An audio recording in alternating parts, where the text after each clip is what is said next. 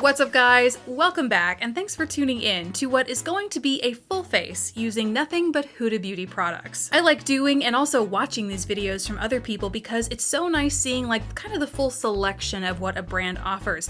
The good, the bad, the ugly. The good news, well, or bad news depending on how much money you wanted to spend afterwards. I only have one product I really feel strongly against. For the most part, that is far outnumbered by products that I think are so underrated from Huda Beauty that people probably know the brand has, but they aren't well known for. Totally underrated in my book, and like, okay, let's just go ahead and get started. First, starting off with the water primer, this is the Huda Beauty Water Jelly. I'm just gonna put a pump and a half of that on the back of my hand. You can see it's pretty runny. It's closer, it truly is like a water jelly like substance. And this is the Face Build and Buff brush. I'm gonna use what I think is the buffing end, basically the flat kabuki side, to blend this into my skin.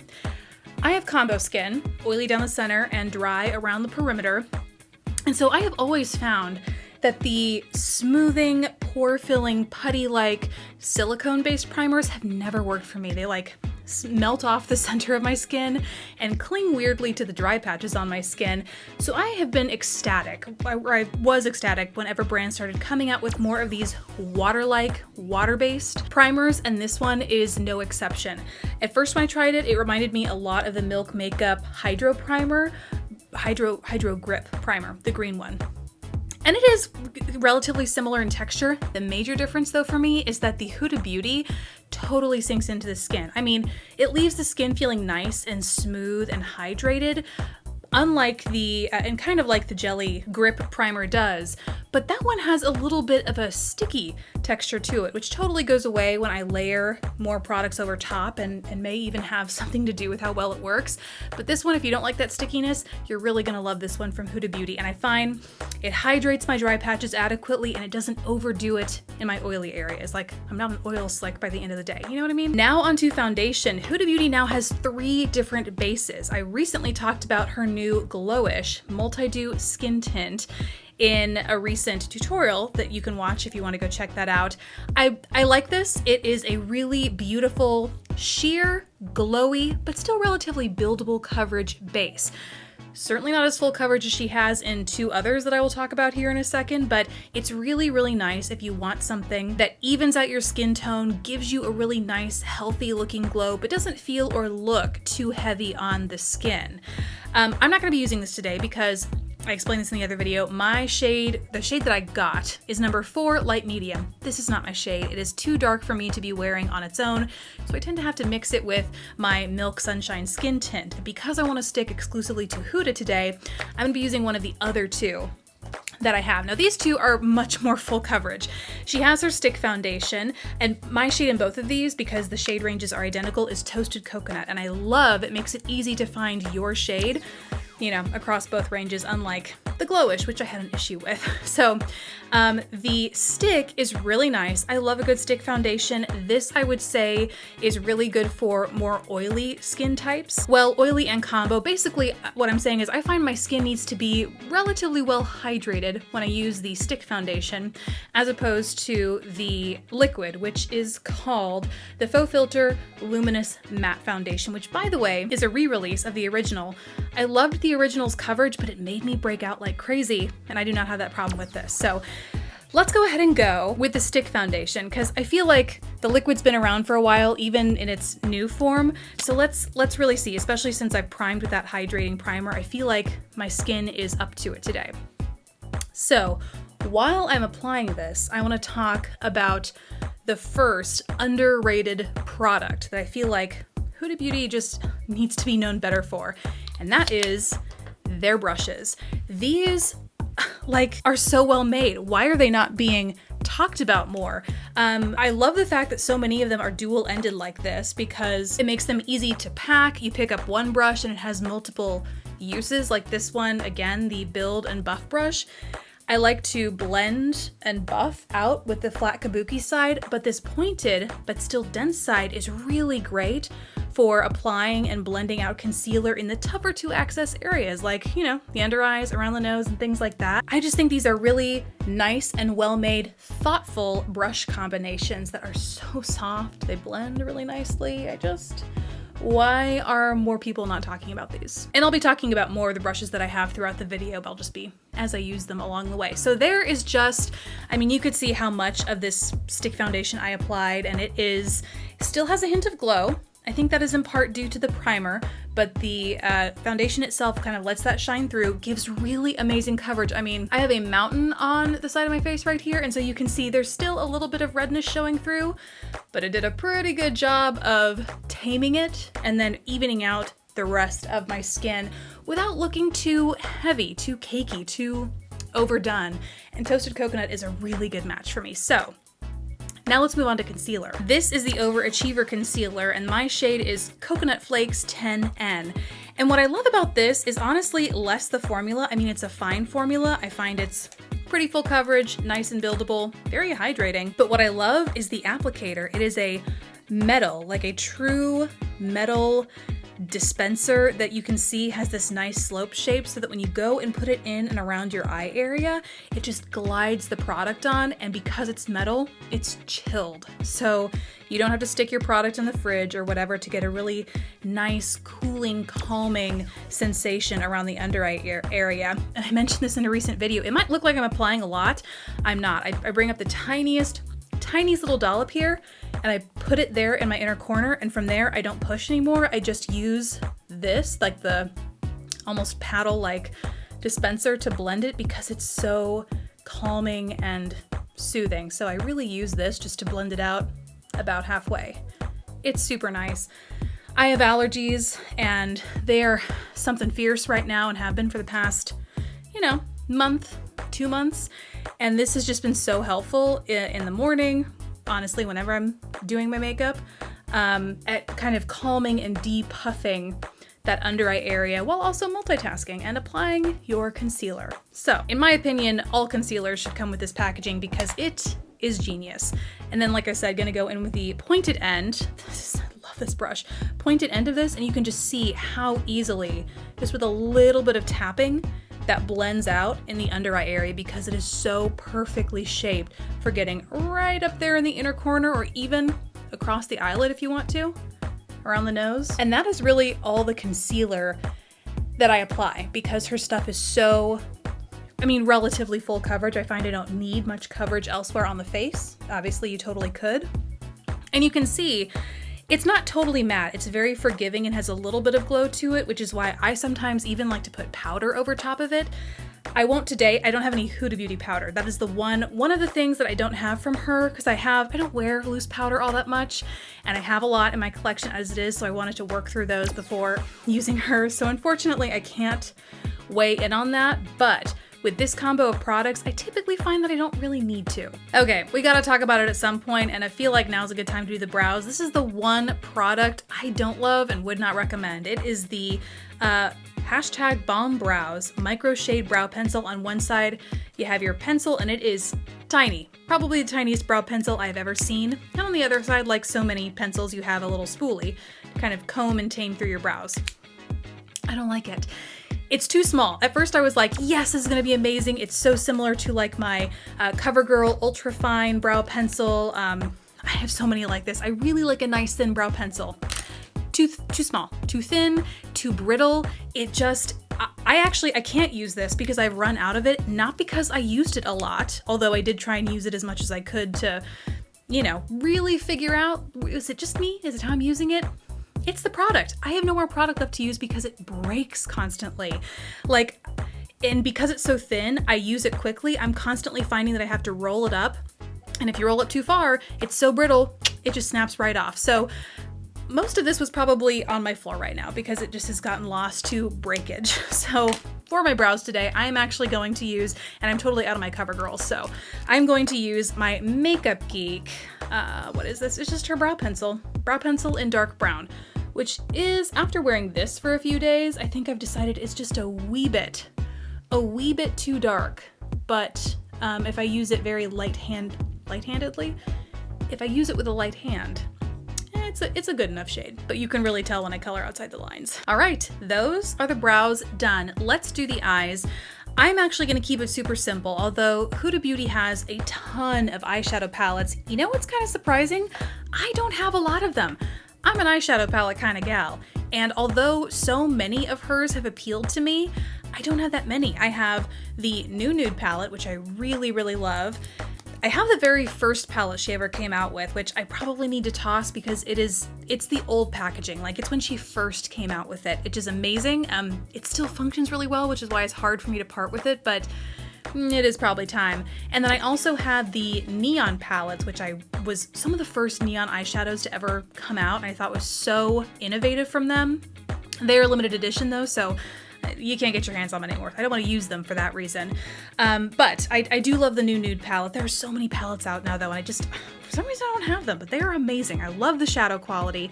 What I am going to use on my eye, oh, and sorry, back it up. One of the reasons that I really love Huda's eyeshadow palettes, why they just appeal to me, almost every single one she has, she never fails to include a variety of textures. And if you know me, and you know what I love in an eyeshadow palette, it is variety. So, I mean, you can see here, there's quite a few mattes, there's some satins, shimmers, these interesting sort of eggshell or spackled kind of shades in here. Obviously they all get blended together, but they have a really interesting shimmery base with a duochrome iridescence to them that I think is nice, and then 2 glitter shades in here. Like, not every palette has the same mixture of textures, but every palette does have a nice variety of not just tone, but also textures. And I love that in a palette. However, like I said, we're keeping the eye super simple, and we're gonna use one of my absolute favorite products to do it from her, and that is her Matte and Metal Melted Eyeshadows. I think I got all 4 or 5 shades she initially came out with in this collection. I actually have a video that I will link to it here talking about a couple different ways to use them, 3 or 5, however many it is, because they're very versatile. And so I'm not gonna use those. I've learned my lesson with using old liquids. Those, I still have them, but I definitely need to get rid of those. Instead, I have some new shades that I bought more recently, shades that have called to me ever since she came out with them a couple years back. One is Limelight. This is match my nails. That's what I'm gonna be wearing today. And the other is Minted, a beautiful mint green. But like I said, keeping it simple, I'm gonna go in with Limelight today. Okay, so now that we're up a little bit closer, I'm gonna take the matte side of things, and I'm just gonna do, it's this beautiful chartreuse color, putting that right across the lid. A pretty healthy dollop, I would say. And then taking a brush, this is a Delium brush, it's a 776. And I'm gonna blend that. Start blending that throughout the crease because I really want to maintain the pigmentation on the lid, but I will borrow a little bit so I can buff it out. And I'm just gonna buff that into my crease. Such a summery shade, I love it. And these dry down relatively fast. I mean, I've been working on that for what, like less than a minute, and it's already dried down. So, I mean, you don't have a ton of time to work with these. Might be a downside. On the other hand, you don't have to wait for them to dry for forever, so you're not going to be sitting around 5 minutes later, blink your eyes, and then you find everything is creased. You know what I mean? I guess I prefer something that dries a tad bit faster rather than slower, because you can always add more. It's hard to undo a crease. All right, now let's get into the metal side. This actually has a brush applicator, which is what makes it super versatile to me. It means you can apply it as an eyeliner. You can apply it all over, smudge it around. You can apply it as an eyeliner in the crease. It's just, I love the fact that they put a brush on this side. What am I gonna do? I think I'm just gonna go all over with it. So pretty. I'm gonna do this, and then the only eye tool I have from Huda Beauty is this one. It is part, does she say what it is? Yes, it is the Fender blender. On one side you have a sponge, a pointed sponge applicator, and on the other you have a silicone spatula. And I got this mostly for the spatula because it's so much easier to move glitter around with this thing. Even it out without removing any of it. I mean, a little bit comes off here on the back, you can see, but for the most part, it moves it around, it doesn't pick it up. So unlike a brush, which I find, you know, something with fluffy bristles like this, you swipe across the eye. Sure, your glitter is kind of blended, but it's mostly on your cheekbones because it really just fell out. So I like this really precise sponge applicator. I mean, this is great for the lower lash line. Inner corner, lower lash line, it's so teeny tiny. It's great for all that. Ugh, I just feel like I am a margarita and I love it. Now for a mascara, a dual-ended mascara called Legit Lashes. On one side, the side that I like to go in with first, is the volume side. And she probably has instructions on which side to use first. I can't remember which it is. Personal preference, I like to go in with the volumized side first because I find it lays down more product. So this one, I will really focus on the root of my lashes to create the volume, not worrying too much about separation because you can kind of see from the brush the spikes, bristles, whatever it is we call those features on mascara brushes, those are pretty chunky.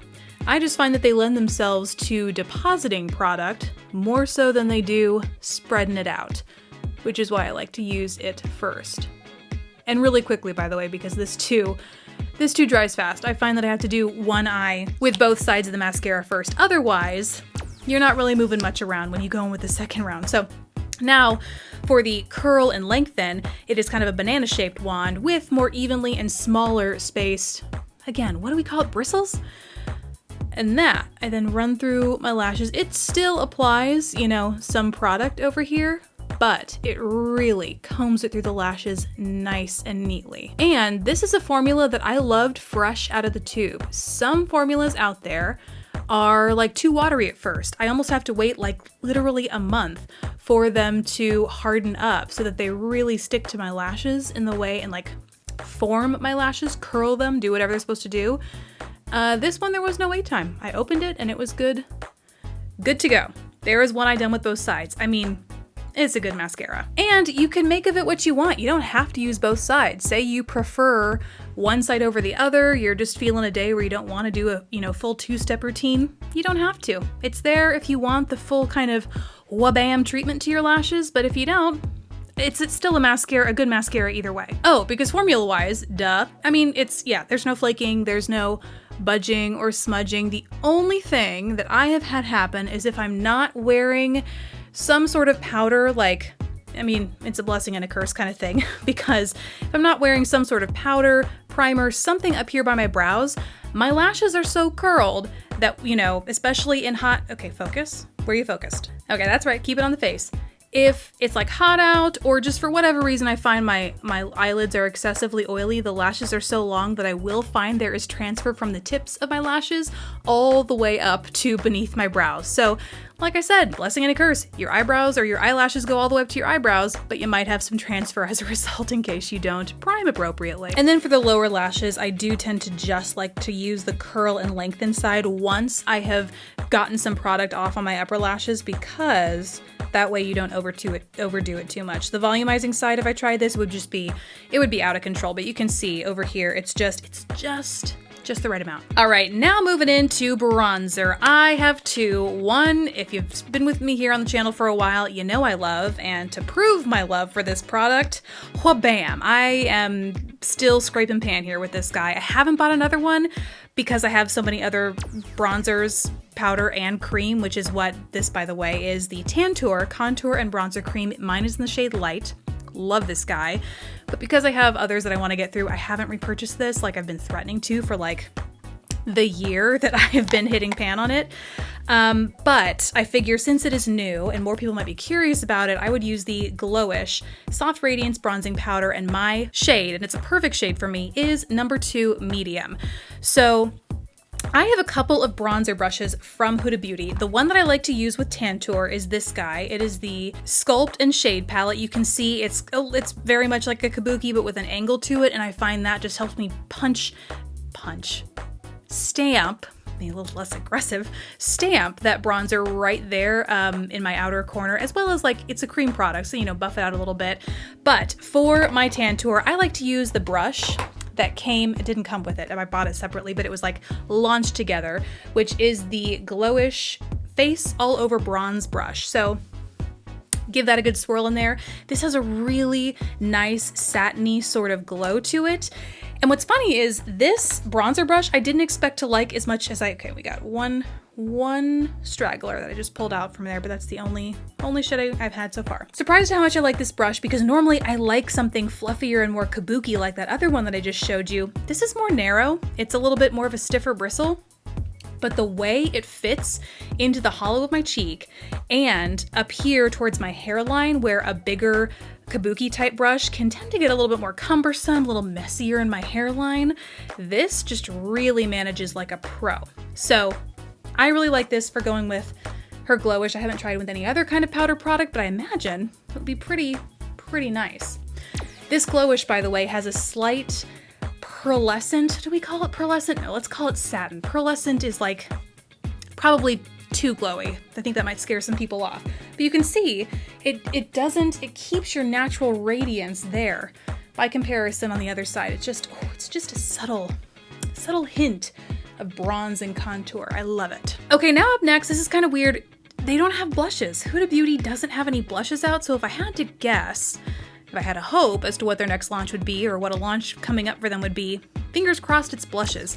For now, I'm gonna use one of my Pat McGrath blushes. I'm gonna go ahead and reach for Nymphette, which is this light, kind of a rosy pink hybrid sort of shade, and this is gonna be on the Bake and Blend brush here. This is actually almost too dense of a brush that I want to use for this because these are very pigmented blushes.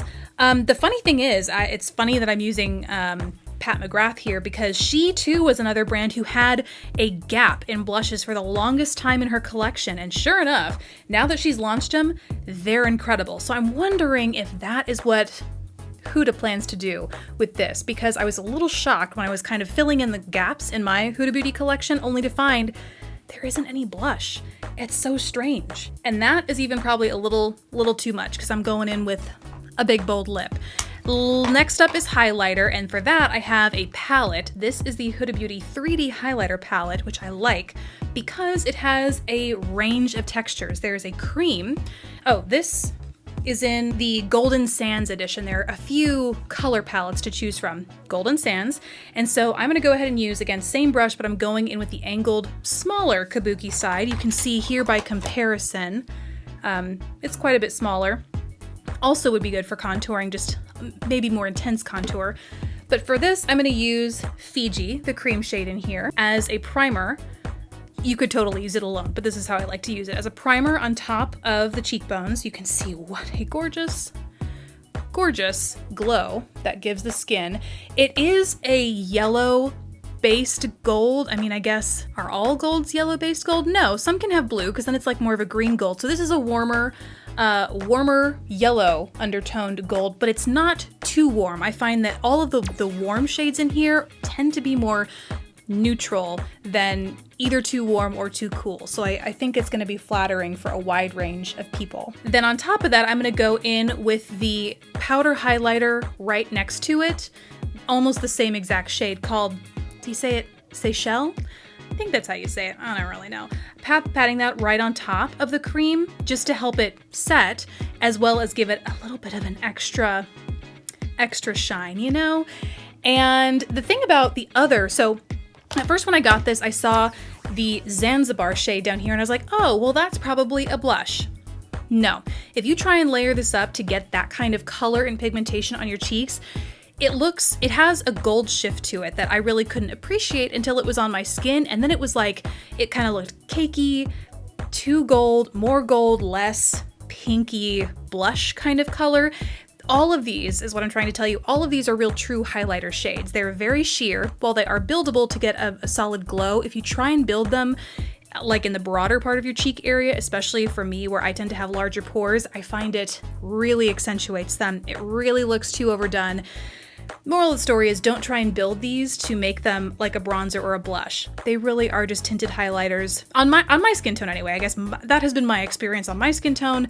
I cannot make these more than just highlighters because they don't build well for me. They look powdery, they look thick, and they never ultimately give me as much pigmentation as is in the pan. So they really just function as nice tinted highlighters. All right, now last are the lips, and I actually have a kit that I'm gonna reach for here. These are on sale at Sephora right now. I think it was on sale when I bought it, but I think they're still on sale right now if you like what you see. And I'm gonna do red. Is it too much? Do I care if it's too much with these eyes? No, we're gonna do it. So if I can get it out, here you can see the kit. It comes with a lip liner, a liquid lipstick, and a lip strobe. So we'll see if I end up using the strobe. I might just wanna keep the shimmer to the eyes today, but I have to get it out to do anything. And the shade, oh, don't talk, this is bold. The shade here is Heartbreaker. And as you can see, I'm just gonna go fill everything in. When Huda Beauty was kind of just lip kits, right? I think that's part of how she started, was just like liquid lips. Lashes were first, I think. And then liquid lips, I wanna say, were shortly after, and liners. And so I really like the lasting power of both her liner and liquid lips. So that is the liner all over. And then the liquid lip is the matching shade. This is also Heartbreaker. And these are just absolutely bulletproof. If you want a long lasting and still comfortable lip combo, or even just lip product. I used to wear these alone all the time, and the liquid lips are really comfy and long lasting. Okay, nothing gets out of hand faster when I do makeup than the corners of my lips. All this time doing makeup, and it is still an area that I haven't perfected yet. I feel like it's super easy to overdo, and especially when you're wearing something bold like this, you can go from understated to Miranda Sings so fast just by doing these outer corners. I don't know. Anybody else struggle with that? Just me? No? Okay, so I'm not gonna use the lip strobe. I feel like that would just be a tad too, even though it's beautiful. It's a beautiful shimmery. I'll swatch it for you here close up so you can see it. It's gorgeous. I don't want it to compete with the shimmer on my eye. So we are calling this look done. Oh, but wait. We still have a couple more things and these are some underrated things from Huda Beauty that I feel like people need to know more about. So first up, I just recently talked about in a video sharing like 5 underrated things that typically don't get shared because they are kept outside of my beauty room. This is one of them. The Kayali Deja Vu White Flower Hair Mist. Hair mist is so underrated. More hair companies need to make mists that are scented just like their other hair care products because it ensures that scent that you know and love lasts all day. I guess I'm not complaining now because I have this and I love that this lasts all day, but oh my god, this fragrance is intoxicating. It is Gardenia, Jasmine Absolute, Orange Flower, Tuberose Infusion, and Tahitian Vanilla, and it is exceptional. It is exceptional. It is light, floral, but still has something that like grounds the fragrance so it's not too sweet. I don't love scents that are too sweet, but I do like just like a hint of sweet, like a playful sweetness. You know what I mean? This strikes a nice balance between those two things. Then I also and they do make this. I think I didn't get the fragrance in the Deja Vu scent because I figured, well, I'm gonna have it in the hair fragrance. Why be redundant and get it in the perfume as well? Probably a mistake because I really love this fragrance. Probably my favorite fragrance of all those that she has. But the fragrances that I did get from her are citrus, which I wish she had the notes on the back of this. This is a really pretty, I wouldn't actually peg it as a citrus if I didn't know the name and I just smelled this in the store. You know, it doesn't strike me as overtly orange or lemon or just citrusy at all, but it does have a sharp sweetness that keeps it crisp and fresh. But then again, it also is not so like sickeningly sweet like you might think wearing an orange might be all day. You know what I mean? There's something in there that kind of keeps it nice and grounded. Next up is Musk, and I love musky fragrances. And it is just that, like the first thing that I smell is a musk. There are obviously other notes that play in there. I don't really smell a floral. Oh my god, I give up. I'm just gonna list the notes right here because I'm the worst at describing fragrance notes, but again, I really like it. It's unlike any fragrance I have, even though I love musks. This is the most refreshing and almost like a spring summertime musk scent. Normally those are like my heavier winter sort of scents, and this is a fresh musk scent. And then last up, I have Elixir, and this is like a spicy, it's like, this for me is more of like a colder weather fall sort of. It's not super heavy, but it's not super light and summery either. Yeah, it's like spicy and peppery. Again, not gonna even attempt these are the notes right here. So that is a full face of Huda Beauty makeup, and then some if you include the fragrance. I really hope this video was helpful. I hope you guys enjoy these as much as I do for the reasons that I talked about earlier. You know, maybe you heard about a product that you didn't previously think about because it's not what gets all the attention, like the brushes or the fragrances. Or maybe you had your eye on something and this was just another review that told you it was that good. Or in the case of the eyebrow pencil, wasn't that good. Don't get the eyebrow pencil, just don't do it. Either way, hope you enjoyed this video, you guys. Thank you so much for watching. Please don't forget to subscribe and I'll catch you in the next one. Bye.